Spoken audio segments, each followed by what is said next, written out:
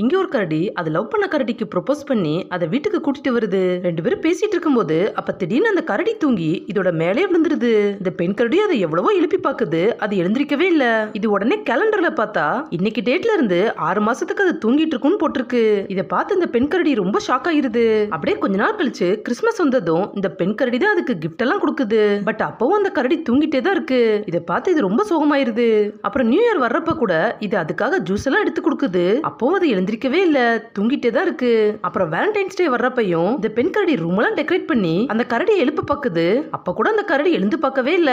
இதனால இந்த பெண் கரடி அந்த கரடி கூட எடுத்த போட்டோவை பார்த்துக்கிட்டு சோகமாவே தான் இருக்கு. அது அந்த போட்டோ பார்த்து அழுதுகிட்டே அப்படியே தூங்கிடுது. அடுத்த நாள் விடிஞ்சதும் அந்த கரடி இதோட பக்கத்துல இல்ல. இதுவும் அது எங்கன்னு கண்ணை திறந்து பாக்குது. பார்த்தா அந்த கரடி எழுந்து அது மிஸ் பண்ண ஒவ்வொரு ஃபங்க்ஷனுக்கும் நிறைய கிஃப்ட் எல்லாம் வாங்கி வச்சு ரூமையே அழகா டெக்கரேட் பண்ணிட்டு இருக்கு. இதை பார்த்த அந்த பெண் கரடியோ ரொம்ப சந்தோஷமா இவ்வளவு நாள் மிஸ் பண்ணதை நினைச்சு ஹாப்பியா அதை ஹக் பண்ணிக்குது.